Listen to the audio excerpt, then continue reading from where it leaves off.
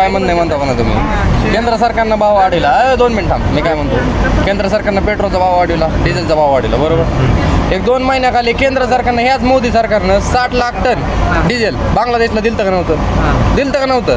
80 रुपयानं. आपल्या भारतात काय रेट चालू आहे? 90 रुपयाच्या वरच आहे ना. मग कशामुळं दिलं हे?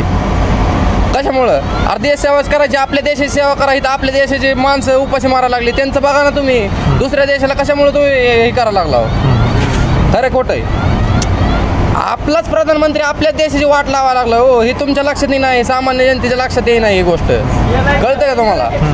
दुसऱ्या देशातल्या माणसांना जर तुम्ही 80 रुपयानं डिझेल विकत असला, आपल्या देशात काय परिस्थिती चालू होती बघा ना तुम्ही. पहिली आपले देश सुधारावा, मग दुसऱ्या देशाकडे बघा. आपल्या देशात तुम्ही महागाई वाढवून ठेवली, सगळं वाढवून ठेवलंय.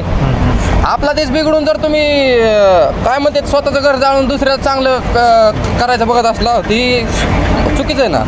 देशाचे पंतप्रधान नरेंद्र मोदी हे तेल कमी वापरायला सांगतात, पेट्रोल कमी मला ऐका की, त्यांचं लग्न झालंय का? झालंय का? ज्या माणसाचं लग्न झालंय, ज्याला बायका लेकर आहेत, त्याला तेलाची मिठाची किंमत कळत असते. हे कुणाचं बी काम नाही हो. येड्याच्या हातात सत्ता दिल्याने झालंय. ज्याच्या हातात चहाचा उष्टा कप द्यायचा, त्याच्या हातात यांनी देश दिलाय. खरं खोटं आहे? त्याच्यामुळं ज्याला बायका लेकर आहेत त्याला बसवा पदावर, ते बरोबर हँडल करत. मोदी साहेब सोनं सुद्धा खरेदी करायला नकार देतात 1 वर्षासाठी. सोनं आता मोदी साहेब आता उद्या सांगतील कपडे पण घाल नका, उघडं छिंडायचं का मग रस्त्याने? जनता भोळी, त्यामुळे मोदी साहेबांनी सगळा फायदा घेतला जनतेचा. काय बाकीचा काय विषय नाही.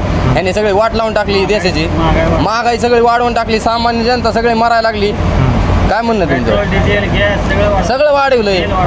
600 रुपयाला गॅस होता 2-4 वर्षाखाली, डायरेक्ट 1200 रुपयाला झाला. आता डबल किंमत झाली.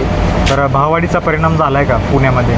सगळीकडे झालाय, पुण्यातच काय प्रत्येक ठिकाणी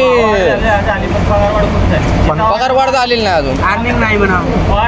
मग तेच आता आम्ही जे काम करतो म्हणजे पगार म्हणतात, दुसरीकडे इथं अर्निंग म्हणतात. आमची अर्निंग दिवसेंदिवस कमीच होत चालली. वाढायची तर नावच नाही, पण कमीच होत चालली. पेट्रोल वाढला पण अर्निंग कमी. पेट्रोल वाढलंय, अर्निंग कमी झाली.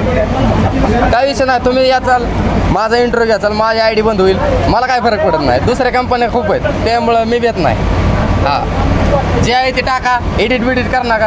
अजून काय विचारायचं असलं विचारा, बिंदास विचारा, काय विषय नाही. 12 वर्षात आजचे दिन आलेत मला. हे आजचे दिन आले दादा. 12 वर्षात आजचे दिन आले. तर त्यांची प्रतिक्रिया आहे. तुमचा व्हिडिओ लय मोठा होईल.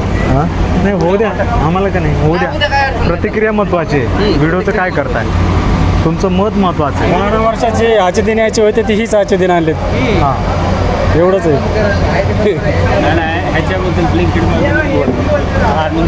आता भाजीला तेल वापरू नका म्हणतोय, मग आता ह्याच्यापेक्षा आजचे दिन काय यायचे हे जनतेने लक्षात घ्यावं. तुम्ही आता विचार करा, स्वतः प्रधानमंत्री जर म्हणत असला, आपल्याला बोलत असला की भाजीला तेल कमी वापरा तुम्ही, तर अजून काय आजचे दिन यायचे आपल्याला? पंतप्रधान मोदी साहेब म्हणतात की देशाच्या नागरिकांनी म्हणजे मदत केली पाहिजे. आता आपला प्रधानमंत्री आता आपल्याच घरातलं काढून दुसऱ्याच्या घरात देत असल्यावर आपल्यालाच म्हणतंय कमी कमी वापरा, म्हणजे ही चुकतंय कोणाचं नेमकं इथं? आणि त्यांनी 2 महिने जेव्हा युद्ध चालू होतं तेव्हा अशी काय घोषणा केली नाही. त्यांचं युद्धाला त्यांचं काय घेणं देणं नव्हतं. इलेक्शन झाल्याच्या नंतर इलेक्शन जेवरचं इलेक्शन आहे तोपर्यंतच येतात ते फक्त जनतेकडे, बाकी काय त्यांना घेणं देणं नाही. जनतेला नुसतं सांगत राहतात हे कमी वापरा, ते कमी वापरा, आणि दुसऱ्याला देत बसतात. असा विषय. मामा बोला.